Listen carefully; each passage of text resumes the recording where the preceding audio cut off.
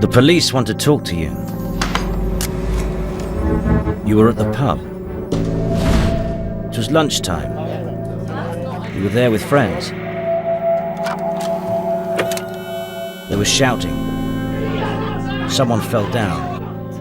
He was holding his stomach. I want you to tell me everything that you can remember that happened. Don't leave anything out. So what do you remember? Exactly.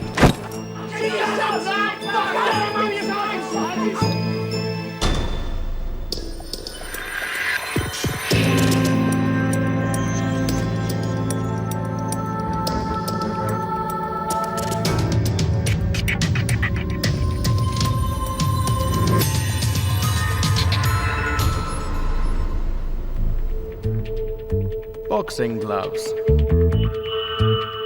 Cushion. These people are taking part in a groundbreaking experiment. A fluffy toy. Football.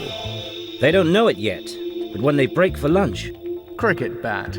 they will be exposed to a violent crime A scarf. and will become crucial eyewitnesses.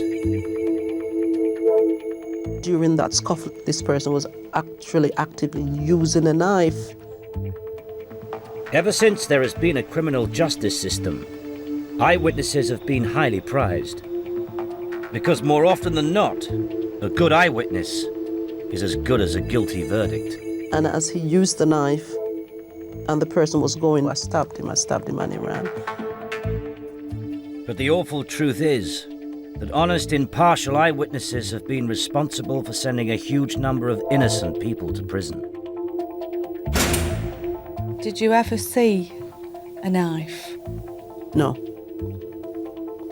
Did not see a knife. An eyewitness's evidence was thought to be infallible, as Oscar Slater found to his cost in 1909. He served 18 years for murder, before it was accepted that the eyewitness who identified him had previously seen him being held as a suspect.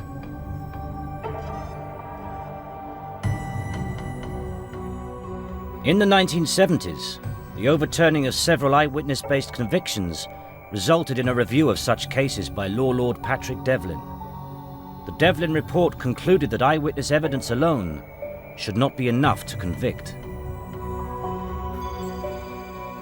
Despite Devlin, eyewitness evidence continues to cause problems. But according to modern psychology, it's not so much the system that's at fault, it's memory itself.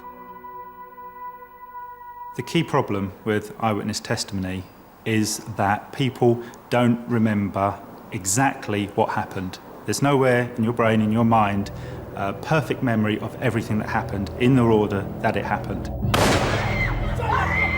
We reconstruct it all together in our minds. It's all done non-consciously, and it may be partly memory, it may be partly reconstruction, it could be wholly false, we might have imagined it, we just can't tell.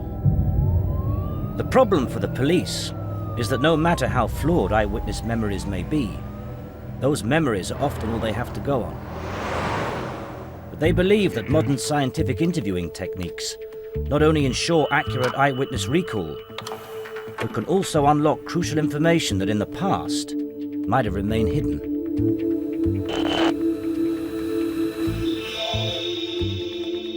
His number was 7. Now, in an unprecedented experiment, Greater Manchester Police will be applying those techniques to our witnesses as they attempt to solve our crime. No, I'm not intimidated. I'm very interested to see whether our methods actually work, because I think these are the methods we use. It's an interesting project. We've got a lot to learn, and I think that from the feedback from the witnesses, I'm hoping that we got it right, because I'm confident in the methods we use. The crime we're about to stage, a brutal murder, will be performed by actors and filmed on 10 hidden cameras inside a pub.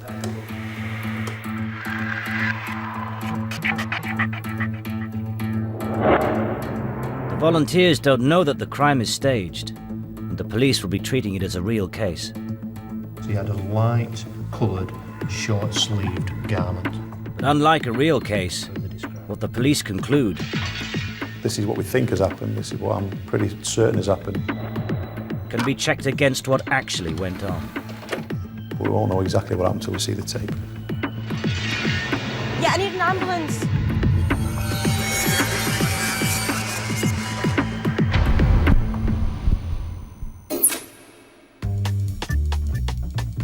If you're in any doubt that your memory is unreliable, take a look at this. Describe what your friend is wearing in as much detail as possible. Okay. She's wearing purple boots. Beaded necklace thing. Do you think she's wearing any jewellery at all? I don't know. She's wearing white trousers. They're not denim. They're like three-quarter lengths. These people have average powers of recall just like the rest of us. And when we witness crimes, our memories are just as fallible. And what colour eyes has your friend got? Sort of grey, greeny brown. Bluey eyes. No, I haven't. Oh my god. Greeny, blue. Pretty good, really, apart from the necklace and the eyes. We advertised for people who were interested in taking part in a documentary about memory. Oh, my first memory, I was very young actually. Probably when I was about 7 or something. And having an argument about a packet of Monster Munch. All right, thank you. We had hundreds of applicants and eventually chose 10. What we didn't tell them was that they were really being recruited to become eyewitnesses. What they don't know yet is that during lunch on their second day with us, they will witness a violent crime and become key players in helping the police to solve it. Just wait a second. I don't want to sort of do a test and it just shows that my memory is shot to pieces. That would be pretty embarrassing, wouldn't it? Yeah, I'm excited and a little bit anxious as well, but I think it should be fun.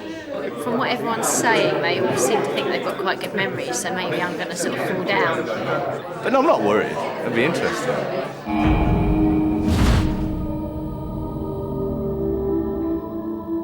Overseeing our experiments will be World Authority on Memory Professor Martin Conway, Dr. Graham Pike, who is an expert in identification, and renowned forensic psychologist Dr. Becky Mill. First, we wanted to know more about our volunteers' memory power and problem-solving skills, and whether or not conventional measures have any bearing on their eventual performance as an eyewitness.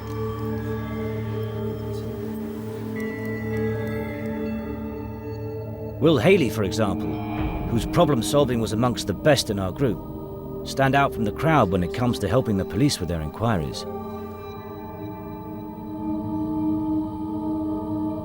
And will Eddie, whose verbal memory was second to none, prove essential when remembering what was said and by whom. While our volunteers are settling into the studio, the pub where they'll be taken for lunch is being rigged with hidden cameras and microphones, so that the staged crime can be accurately recorded. 9:20. This also means that what our witnesses say they saw, their evidence that will eventually form the police's version of events, can be checked against what really happened.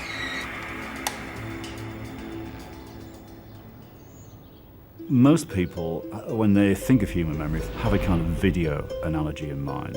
They think memories a bit like a video. And that's partly because we have visual images that come to mind when we remember the past. But there's nothing you can point to directly in the brain that says, these 5 neurons firing here in the neocortex, they represent the dinner I had with my wife last Saturday. When you have a memory, it's like the brain breathing a memory. Lots of different parts of the brain come together, virtual networks come into being, and from those networks emerge the mental representation that's going to be your experience of a memory. Now, in that construction process, there are many, many opportunities for error. We've devised an experiment to discover if these errors can be deliberately introduced.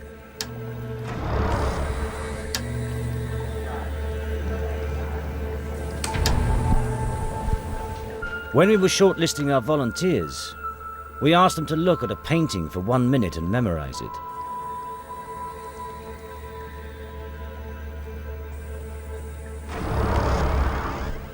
Hello, everybody. Come and take a seat wherever you... But that was 2 months ago. Now, they will be asked to paint the picture themselves, from memory. It's a very colourful picture, and we'd like you to get the colours in. We'd like you to make it look as much like you remember it. I'm going to give you 5 minutes to do the best you can. Start now. While the volunteers were memorizing our painting, we asked them what it reminded them of. You could say it was fan-like in its shape. You got like the spokes, it could be like a bicycle wheel. The theory is that we remember what something reminds us of, rather than the thing itself. Human memory is very much dominated by our understanding of an experience. So if you understand an experience in a certain way, that abstract painting looks a bit like a bicycle wheel to me, then later on, when you try to reproduce it, you'll reproduce it using the label that you've given the picture. Okay, everybody, can you please stop painting and sign your paintings? So let's have a look and see how you did. There we go. Can I remind you, Edward, of what you said? Sounds like a bicycle wheel. It could be his impression of a wheel going round. Yeah, a bicycle wheel. That's what's on the spokes. Indeed, it is rather more like a bicycle wheel. Chrissy, you said that this picture, when you originally saw it 2 months ago, reminded you of what? Can you remember? Yes, it was a non-mechanical fan. You know, like an extractor fan. It's nothing like the original, is it? What's the source of the knowledge in their memory? Is it from reality, or is it from what they imagined and what they thought and what they understood? And in fact, in many cases, people simply cannot make that discrimination. A licorice oil sauce. You're probably just feeling a bit hungry. We also tried to contaminate our volunteers' memories in another, less subtle way. The colour pink did not feature in the original painting, but we included it as a choice to see if anyone would use it. You've been given a set of black, yellow, blue, purple, pink and green paints to work with. So I only put a little bit in because it was there and I thought, well, maybe there was some pink in it, but I was pretty sure there wasn't any pink in it. But you still put it in? Because it was there and I thought... Hayley was in good company. Every single new painting contained pink. I think that illustrates the fallibility of human memory. It's easy to include something on the unconscious assumption that it's part of a memory when it isn't. Memory contamination is not usually a problem when remembering art. But the stakes are substantially higher when someone's freedom might rely on the accuracy of what is remembered, or misremembered, by an eyewitness. Our crime, a fatal stabbing, will be performed by stuntmen. After about 20 minutes, when our people are halfway through their meals, that's when it will kick off. And action! We have deliberately chosen not to use a knife in the scene. Our volunteers have already imagined the colour pink. We wanted to know if they might also imagine a murder weapon.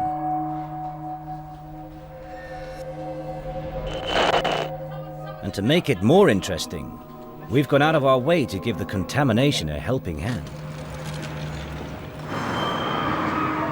One of our volunteers is also an actress. Liz Carney's participation in our experiments is just like all the others, except that we've asked her to introduce false information about the crime. What you're going to be doing is you're going to be one of our 10 eyewitnesses. The others have no idea what this is about. You know a little bit what it's about, but you're going to be our plant. Right. We want you to feed false information to the other eyewitnesses to try and contaminate their memory. to see if that then comes out in some of the things they tell us about what they've seen. Okay. It's lunchtime on the second day of testing, and the volunteers are about to be taken to the pub for lunch. Though they don't know it, they're minutes away from becoming eyewitnesses to a murder.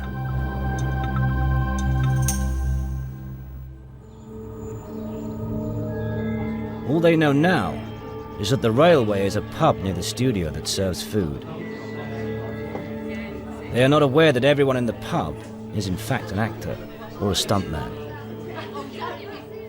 and that their every move is being secretly recorded.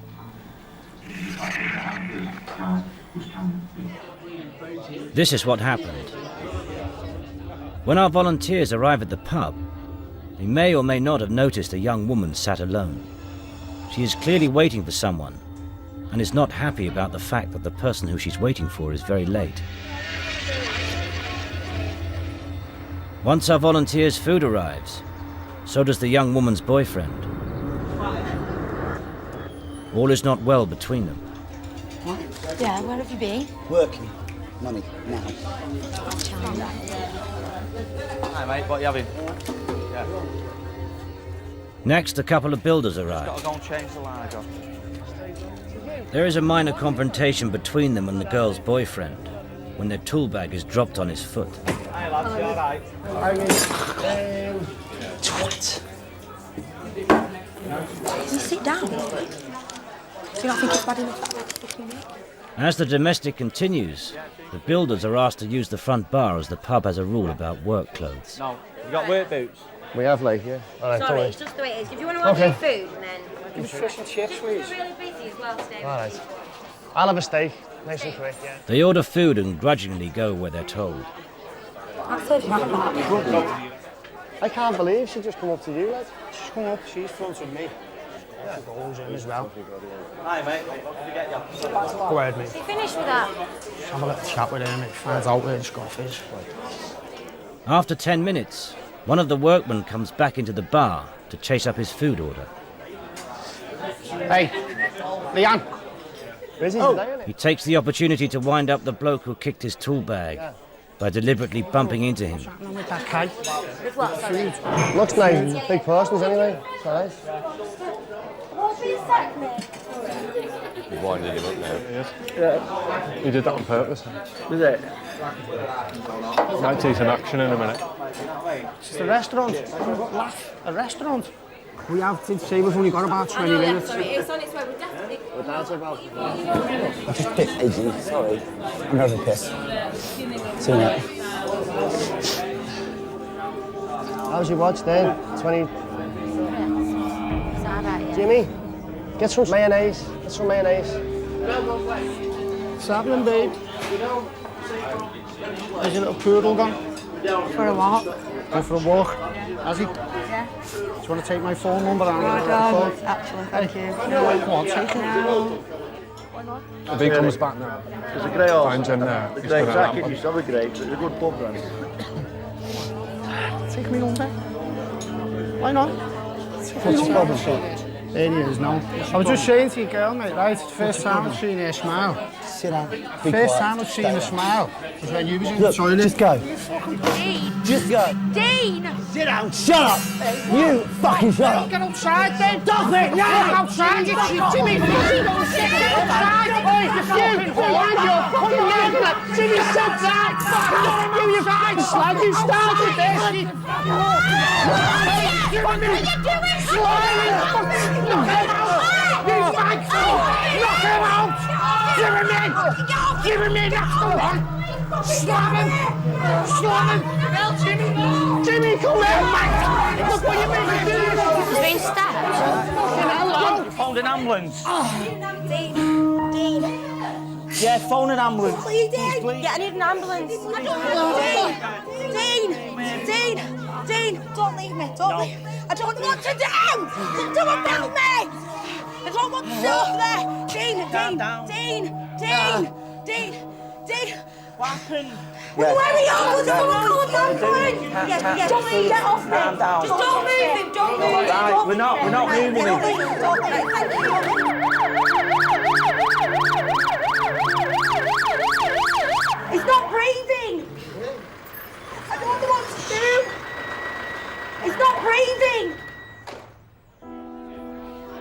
Who stabbed him? The guy in the yellow?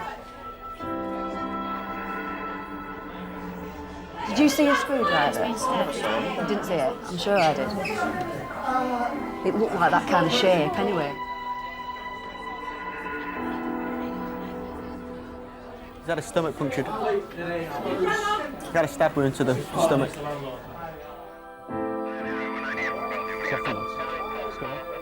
1864 Alpha. Yeah, we're stage 6 at the railway. Yeah, we've got a male. He's got a puncture wound to his abdomen. On my count, 1, 2, 3. Our volunteers are now eyewitnesses. The police are handling this crime like a real case. John, I'll speak to these lot. Obviously, they can't be drinking anymore and conferring with each other, and then we'll take them one by one. All right. Can you just stay with them and make sure they don't talk amongst themselves and contaminate their accounts? All right, buddy. Thanks. Sorry to interrupt you again. Unfortunately, the lad who was attacked here has died at hospital, so it's just to let you know how serious this is, all right? So we're taking it very seriously, and we do appreciate your cooperation, all right? And we are going to get round to speaking to you all individually as soon as we can. So please bear with us, and please try not to talk amongst yourselves about it. It's important we get your versions of events as you remember them, okay?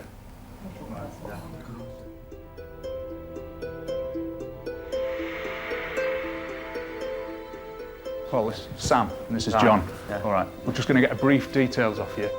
Come and have a seat. Sorry you have to meet under these circumstances.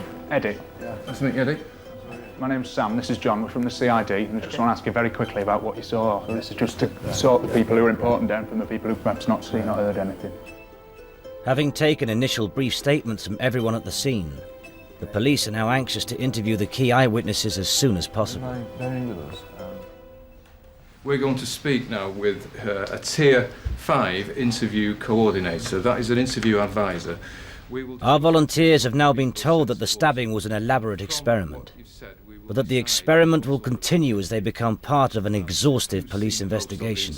Okay, who are the most crucial witnesses? And those interviews, I believe there's going to be 2 of them will take place tonight. Don't discuss it. That rule stays throughout, if you would please. Okay. The CID officers decide that Nick and Eddie, who are closest to the action, will provide most information. The police are treating this exactly as they would a real case, and for them, with the killer or killers still at large, time is of the essence. At the police station, a team has been set up to deal with interviewing the witnesses. Message number 1232. DS John Woodhouse arrives from the crime scene and meets with Detective Sergeant Mick Comfrey, who will be coordinating the eyewitness interviewing. Together, John and Mick brief Senior Investigating Officer Detective Superintendent Jane Antrobus. All right, thanks very much. See you, bye. Bye. Myself and Sam Pickering got called to the railway pub. There's a number of witnesses there that have seen a fight, and it's resulted in the death of a man who we've now identified as Dean Forster. Already, the police have put together a top-line idea of what they think happened. And what we have been told is a single stab wound to the stomach area. Have we recovered a weapon? No weapon recovered now. 2 so far. At the moment, the police don't know which parts of the information they've gathered is right, wrong, or even contaminated. The only thing that we've got, I mean, the hospital haven't specified a type of weapon, they just said a stab wound, so whether it's a knife or a screwdriver or anything else, we don't know yet. The girl next to me said that she saw them holding a screwdriver. He has been stabbed. Did you see a screwdriver? He's been stabbed. He's bleeding. He has been stabbed. Sure I did. It won't be until full interviews have taken place that a clearer picture will emerge. Right, Mick, what do you think? If we can get on with the ones we've got available to us now, that'll give you a bigger picture as to where your forensic opportunities lie. And I think once we've got an initial account from them, we'll be in a better position to decide where we're going to go with other things. Okay, that's the plan then. I'll just brief up the interview team. With the Senior Investigating Officer briefed, DS Comfrey now needs to brief his team of interviewers. Around about 2:15 this afternoon, a call comes into the police and Just as it would be in a real case, DS Comfrey's brief is deliberately sparse. He's careful not to provide too much information that could give the interviewers preconceived ideas about what happened. It's come in as a stabbing, but nobody at this stage knows how it's actually happened. We're playing catch-up as normal. There's a lot of witnesses. There's around about 10 people who may be witnesses, but there's 2 definite key and significant witnesses that I want to try and get done this evening if we can. Let's keep a really open mind on what's gone on. Let's be led by the witnesses. You all know what you're doing. You're all experienced interviewers. Is there any questions for me? Thanks very much. The Greater Manchester Police are among the most advanced practitioners of modern interviewing anywhere in the world. They routinely use video and audio recordings of their interviews and work in pairs to reduce the possibility of missing or misinterpreting crucial evidence. Carol here, my colleague, is going to listen to everything that's said in this interview. And the reason that we have a co-interviewer is, if he needs to, can move the cameras about. She'll make all the notes. Nick and Eddie are about to be interviewed in state-of-the-art facilities by highly trained officers. But it wasn't always like this.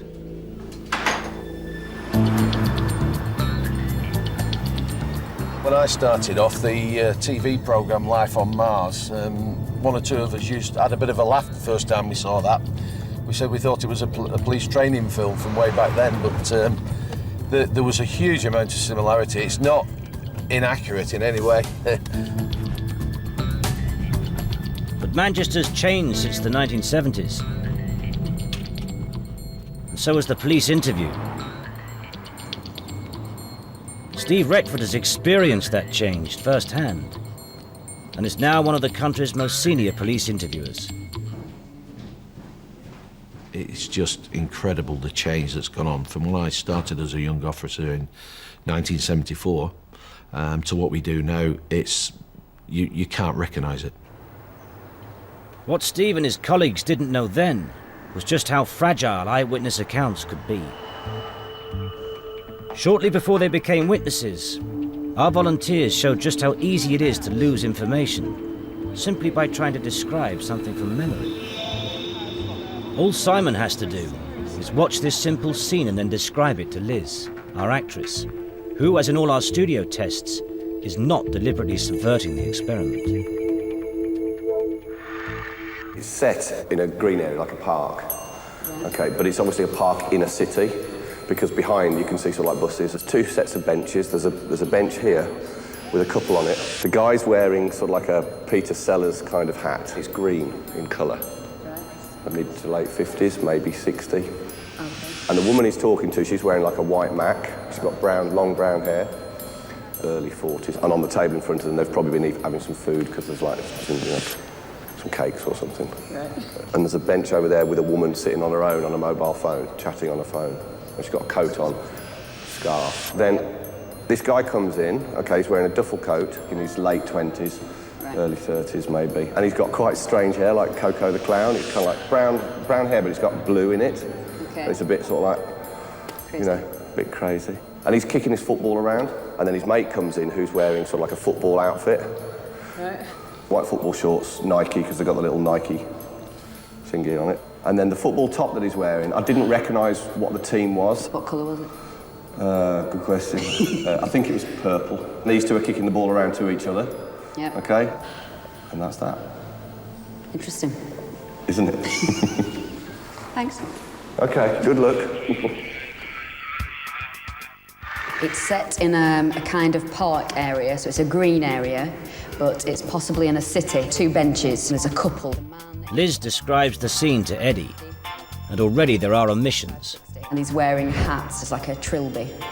And she's got dark hair, and it's probably early 40s. There's another bench, chatting on a mobile phone. Food on the table, a duffel coat. As the Chinese whisper gets longer, other inconsistencies creep in. There was a woman sitting on her own. She's not doing anything, really. Some geezer comes in with a duffel coat on. It's obviously not a Premiership team. Might be one of these Scottish teams like Forth or something like that. Keep you up with the football, so he's keeping the football up, yeah? Yeah. A purple football shirt. Right. Any questions? No, I'm trying to remember it. They've had a picnic, duffel coat, mauve football sweater on. There's a person sitting on this park bench. Not quite sure how old this person is. Along came a boy, or boys possibly, playing footy, and that's what I can remember. That's all.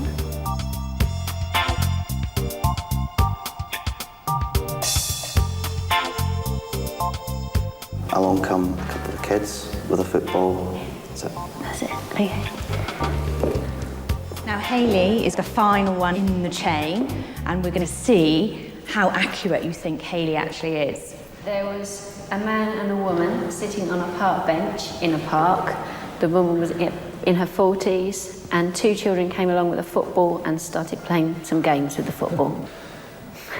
That's it. That's what you told me. Oh dear, that's what I got told. Okay, so now we're actually going to see what really happened in the event. Hayley, your initial reaction to that?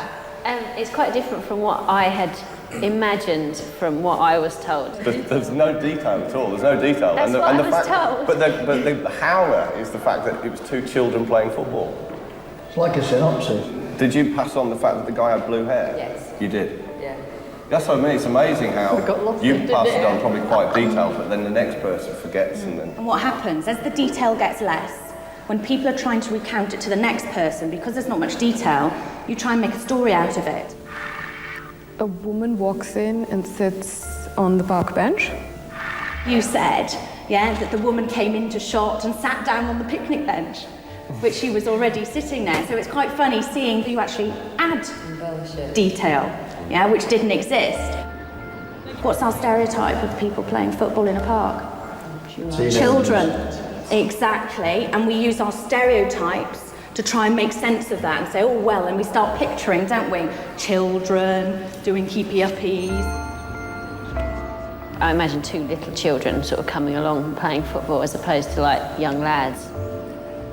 I think this event and this task has really shown us how difficult it is to gather information.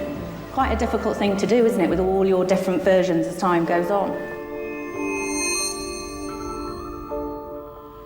The way that the police gathered information in the past was, without their realising it, liable to contamination at all stages of the investigation. 12 photographs. Take your time, have a good look. And if you think you recognise him, give me a number. Right, no rush. 6. Number? 6. Definite? Yes. That was easy, wasn't it? Eh? The techniques and the directness of some of the interview methods, when I look back now, it makes me cringe a little bit. Look, take away the sideburns, take away the moustache, very short-haired. I'm sure that's the one I've seen here on a Sunday. Do you know his name? If I said a name, would you know it? Yeah, say a name. You were trying to do the right thing, but you didn't really realise you were doing the wrong thing and possibly affecting the memory of the events and all those things. They had beliefs about how they wanted to elicit the information, and they had beliefs about where they wanted to end up. And quite logically, they asked a series of questions about what were people wearing, what was the weather like, was there a blue car parked outside there? All of these questions can easily turn into leading questions. You might rather clumsily go in and say, have you seen a Ford Cortina leaving the scene? Because you were so intent on corroborating what you knew from other areas. So it was poor practice. Sit down, please. But I have to remember that 20, 30 years ago, our understanding of human memory wasn't as advanced as it is now. And so, in a sense, there was nothing we could have told the police 2 or 3 decades ago. But there is now. We can give them a much more accurate picture of human memory, and that accurate picture is memory is constructive, fragmentary, and it's often difficult for people to know whether what they're remembering really is a memory and not part of some unconscious inference they've made. That's 1, 2, 2, 3, up!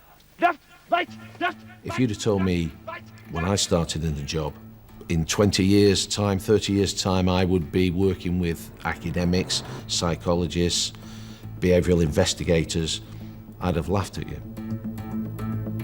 One of the academics spreading the gospel of forensic psychology is none other than Becky Milne.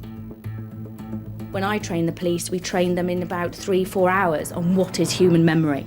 Your learning and your remembering environment differed, memory was not as good. Because we believe the more you know about human memory, because that is the bread and butter of their job, the more likely they're going to understand how best to interview every individual.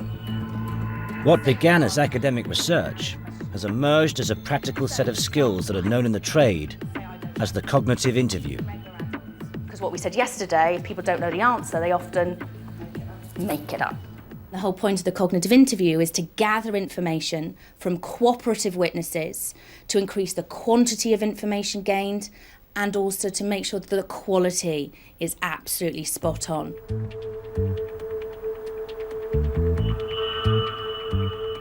If at any point you think, hang on, I need to make a call, or just like... Back at the police station, our witnesses are in the midst of their cognitive interviews. It's up to the police teams treating this as a real crime to make sense of what they're being told. She was quite of a young age, around 25-ish. Well, I don't know, she might have been younger than that. Probably was. Or maybe she wasn't. One of the two. Okay. So she either was or wasn't. Right. I was aware of a slight altercation.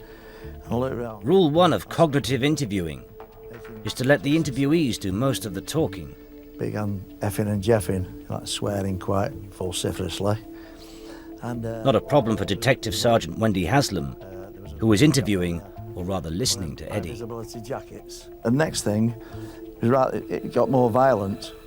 Well, the reason we've asked him to do a free recall and we don't interrupt is so that he's using his own words and his own memory. This geezer who was doing all the swearing dived on top of him. And it began, I thought he was just pummeling him, like he seemed to be pummeling him like that. If we were to stop him or ask questions and stop that flow, it becomes a stop-start thing, so there's no fluidity to it, and it becomes quite disjointed. And somebody said, he's bleeding, he stabbed him. I couldn't believe it, something like that happened, you know, in front of you, just sitting there. After 10 minutes, Eddie's free recall draws to a natural conclusion. And Wendy begins the next stage in the interview process. Thanks very much for that. What I want you to do is just concentrate from when you arrived at the bar to sitting down. At this point of the interview, what Wendy's doing is just asking him to focus totally on what happened when he first went into the pub, not around the event or anything like that, simply on one little part of what he did. Being a gentleman, I let the girls get served first. And the memory is lots of different rooms. So we've opened the door that he's already unlocked, if you like, about what happened when he went into the pub to go and sit down to eat. And we're keeping him in that room. Finished my meal, then I heard his shouting, his raised voices, like. We'll follow Eddie's sequence of events, if you like, to the next room in his memory, and then we'll ask a lot more probing questions around that, because that's the way that Eddie's remembered it, and that's the sequence of events that's best for him. When the language started going, I turned around and I thought, what the hell's going on? What's going on here, like? Somebody said, oh, bloody hell, he's been stabbed. Picture it in your mind now, Eddie, and I want you to just sit for a moment, just quietly, and just get those specific actions in your mind now. Wendy is doing a cognitive reinstatement, so she's asking him to slow down, close his eyes if he needs to think about exactly where he was and what he could see. So she's really focusing in his mind where we believe the assault took place that caused the victim to die. Have you got them there? Yeah, Can you see them? Right, describe in as much detail everything you saw. So in effect, she's trying to make him put himself back to the scene so that he can look round again and see everything. I'd say hit him 3 times, or maybe 4. Yeah. You described it as pummeling before. Yeah, didn't you? pummeling. So yeah. what sort of speed was he using to do it? Oh, fairly rapid, it wasn't slow. Right, are you able to demonstrate it for me? If you want like that. Okay then. So with that Like sort that. of rhythm that you've just done there. Hopefully, that will give him time to focus on what he did see and recall some events that he may not have already told us. A very significant part of the interview. What was strange was I don't normally eat vegetables and stuff, but I normally like peas. And I was eating them because I normally like peas. I like them quite salted peas. In the other interview room, Nick has spent nearly 2 hours on his free recall. But DS Andrea Wilkinson has been able to learn very little about the murder itself. There was a nice pattern on the floor, sort of a swirly pattern, I think, darkish in colour. And the walls were they might have needed renovating. There were some scratches. The tables were brownish as well. Okay. Where am I up to? Some people's minds work in a very logical way, and what he's displaying is he's took her instructions quite literally, because he's obviously got some kind of an analytical thought process. When Andrea's actually said to him, tell me in as much detail as possible and don't leave anything out, he's actually gone into great detail, which is good. We want the detail, but what we need is the detail about the actual event itself. So you just keep hold of that thought. It's a setback for the police. Nick, who it had been hoped would be a star witness, has failed to deliver. So let me just go over that bit again, so as we're clear. And worse still, it seems that Eddie has got things badly wrong. How do you want to refer to him, so as we can get it clear? I would say he was the assailant. Right, so you want to call him the assailant? Yeah. He's convinced that the murderer was actually the victim. The one who's having a go at the girl first, you want to call the assailant, and it's the assailant that was effing and jeffing and swearing. Definitely. What's interesting here is Eddie has called our victim the assailant. Now, what Eddie does is you've got to look at his personality. He's 71 years old. He's probably a gentleman, and in the generation when Eddie was young, men didn't treat women badly. He sees anybody who treats women badly in a bad light, so he's given our victim the tag of an assailant, which is basically with his principles and his values. It's too late to interview anyone else today. The police will have to wait till the morning to see what they can discover from the rest of their eyewitnesses.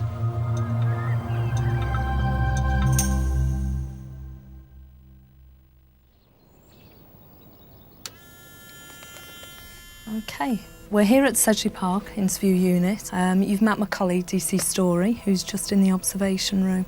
Obviously you're aware that quite a serious incident has occurred. It's the start of a second day of interviewing. The police are hoping for a clearer picture from the remaining witnesses. What I'd like you to do, picture where you were in your mind. If it helps, close your eyes. In as much detail as you can, is tell me everything you remember from yesterday, from the point when things started. Yeah, sure. Does that make sense? I remember very little actually, but this is what I do remember. We were having lunch, I think it was around 2:30. There was two of them, I spotted them, with high-vis jackets on. And they were sat on one end of the bar, facing the lounge. While not everyone remembers what happened before the fight, It is all a bit of a blur, to be honest. everyone recalls what happened once the shouting started. All of a sudden, you can hear the sounds of fighting going on. Trouble is, it's at this crucial point that our eyewitnesses remember things differently.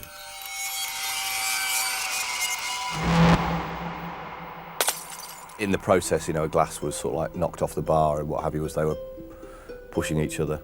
There was a few glasses thrown. And then it sort of led to sort of fist fighting and sort of all over the place, really. And There was no punching or anything going on. It was just one guy on top of the other one rolling around. One of them threw the other against the bar. the guy in the high-vis jacket was just standing over this other guy kicking him, and he wouldn't stop kicking him. And then I heard somebody shout he'd been stabbed. I actually said to the person next to me, oh, I don't think he's actually been stabbed, they were just fighting. Shortly after that, somebody got up and goes, I stabbed him. I stabbed him. I don't know who had a knife, if anyone. I don't know who stabbed him, if anyone. I have to say that I don't know who was stabbed. Okay. So I don't know if it was the first guy that was stabbed or the guy who was with the fluorescent jacket guy. By this time, the gentleman who shouted that I stabbed him, he got up. And while this commotion was going on, he just kind of like left. He didn't run. and the other two guys just got up and ran out the pub. So I'm guessing that's not really very helpful.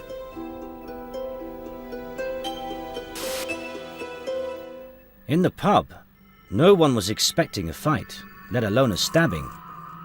You can understand why some confusion might creep in. But these confusions are not random. They're known to science.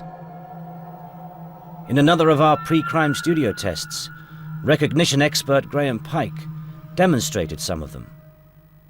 Edward, if you'd like to come and sit here, please. By taking inspiration from the generation game. Okay, in a moment you're going to see a series of objects go past one at a time on this conveyor belt. I want you to look at them very carefully because once you've seen them all, I'm going to ask you to remember as many as you can, okay? Alarm clock. Our contributors are being asked to remember 20 items in 1 minute. Dumbbells. The first and most obvious point to make Kettle. is that even when people are expecting to remember a string of events, Lamp. they can't always do it. Handbag. When people are bombarded with information, Skull. they can't take it in, so their brains filter. Trainers. What tends to happen is that people remember things that they are interested in Necklace. and discard the rest. Hair straighteners. The brain locks onto relevant information. Football. Cricket bat. Jumper. But our game has more revelations. Can you describe the pattern on the cushion? When we are unsure about details, we very often, unwittingly, make them up. I think it was red with gold, either spots or triangles or squares. Now can you describe the pattern on the cushion? Worse than that, with the slightest provocation, we are liable to helpfully hazard a guess. If there was a cushion, then it could well be a stripe on the outside making a border. In his efforts to give an answer, Nick has combined his own ideas of what a cushion looks like with an incomplete memory of what he saw on the conveyor belt. Cushion. To come up with something entirely new. With some more squared shapes on the inside. Kind of a brightish coloured cushion, if there was a cushion. Okay, thanks ever so much, Nicholas.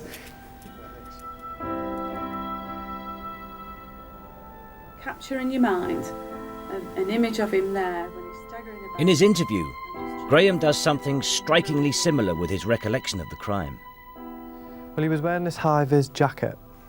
Graham, having seen the high-vis jackets, knows he's looking at builders. He knows that builders often use tool belts.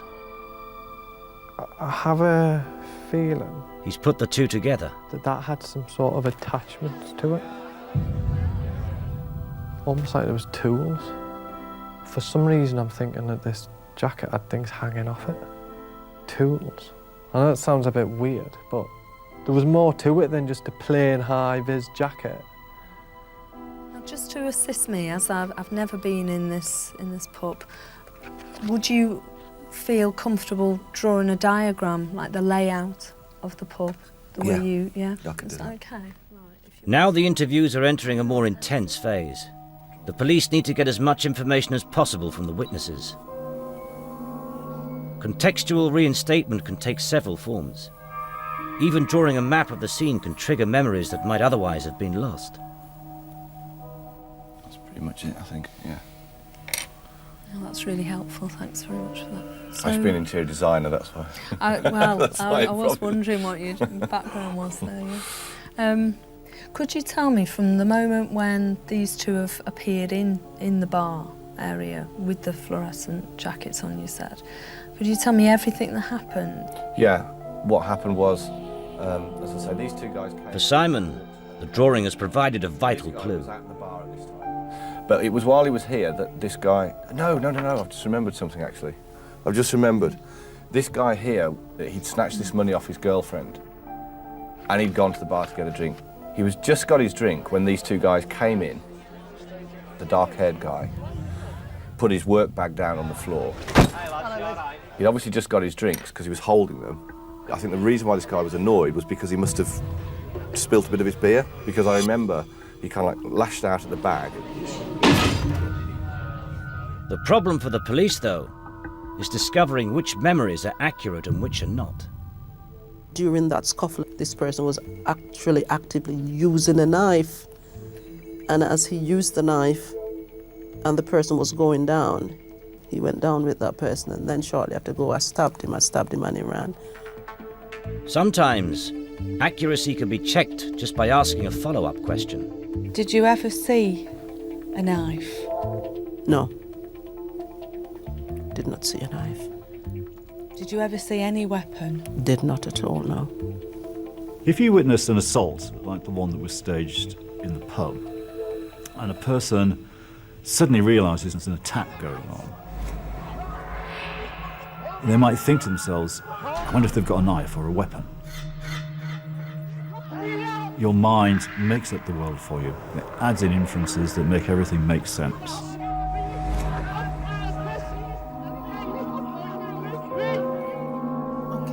Unfortunately for the police, we make sense of the world in highly individual ways. How close were you to this that was going on? 20 feet from there? We even have personal interpretations of apparently concrete things like distance and time. What are you like with distances? The real issue here is that it's exactly this sort of information that often investigators want to know about. They want to know how far away you were from the scene of the crime. It's crucial for police to eliminate any element of doubt as to how far away from the action witnesses really were.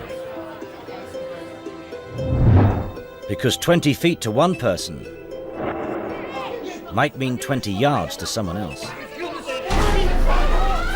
And in court, that kind of discrepancy could destroy the prosecution's case. Okay, and what are you like with distances? I think I'm bad. I don't know exactly how 20 feet. It's because of this that the police encourage witnesses to base their answers on tangible things that can be checked, like the size of the interview room. The instant was.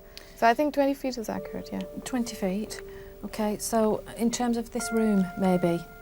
Okay, in terms of this room, 10 feet, isn't it? Yeah. Oh, so no, I was Something probably like that. further away from that then. So 30 feet is more like it, I think. Okay, Yeah. 30 feet.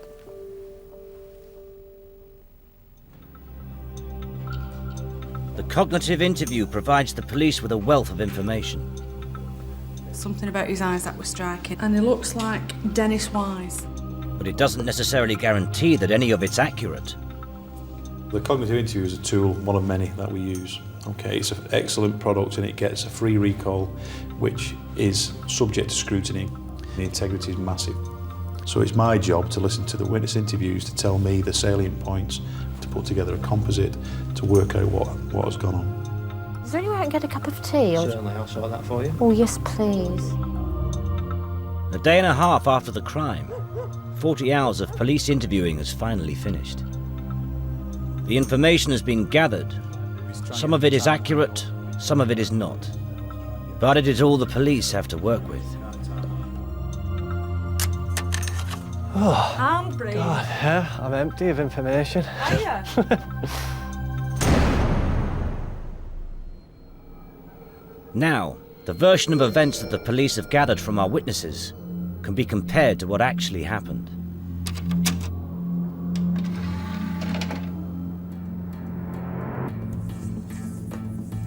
We've got from all the witnesses a composite picture that in the railway pub around about 2 to 2:30 p.m. Our victim, Dean Forster, is in the pub with his girlfriend.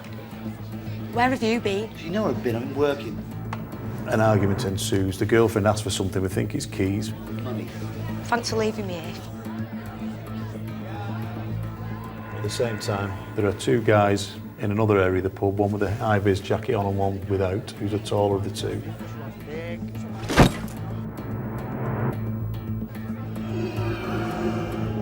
Victim goes to the bar, gets a drink.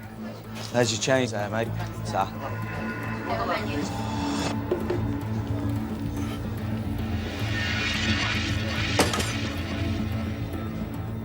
There's a loud noise, a glass slamming.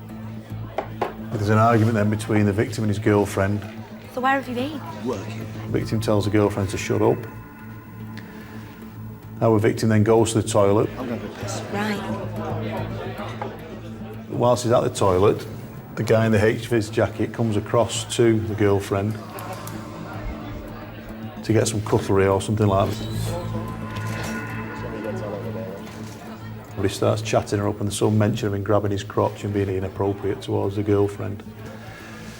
Our victim comes back from the toilet, ends up engaging in an argument with the guy in the HVIS jacket, which turns into a fist fight at this stage. Get outside then! Stop it now! Fuck outside, you shit! Our guy in the HVIS jacket is joined by his friend without the high-vis jacket intervenes, Outside! Outside! who grabs the victim and throws him to the floor. Outside, you shit! The sounds of breaking glass, and they both end up on the floor. Give him in! As they're on the floor, the guy in the HVIS jacket is kicking the victim. Knock him out! Give him in! Give him in! And it looks like the no high-vis jacket guy is doing a punching motion 3 or 4 times to the victim whilst he's on the floor. Slam him! Knock him out! There's a female voice saying he's been stabbed. Knock him out! Give him in! There's blood seen. I need an ambulance. One witness says they saw the weapon, then later withdrew that when they were probed on the interview. Give him in! That's the one! Slam him! The high-vis and the second male then leave the pub shortly before the paramedics arrive. Go! Go! I need an ambulance.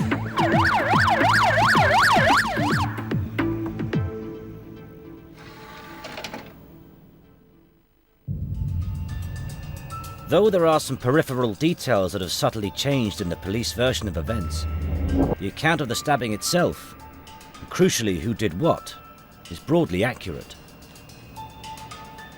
Pretty much what happened, I think. So we're thereabouts. Perhaps the little guy hasn't took as much of an active role in actually physically assaulting the victim as has been portrayed by the witnesses. Collectively, it'd certainly be enough to put in front of the courts and let the courts decide. I think it's given us a confidence to say we're doing the right thing and we're getting the right result. There's nothing on that tells me that we've done anything wrong that would result in somebody being arrested or found guilty for something they haven't done. Generally speaking, we can't do our job with eyewitnesses, and I think, on the whole, they've delivered for us. But even though Mick and his team have managed to recover enough of the truth from our witnesses to take the case to court, without a positive identification, the whole prosecution case could easily fall apart. Next time on Eyewitness, we'll be bringing our volunteers face to face with our protagonists to see how many of them can pick out the murderer.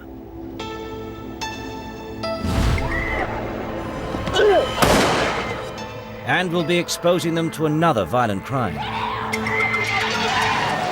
to see how identification is fraught with a whole new series of problems for the police.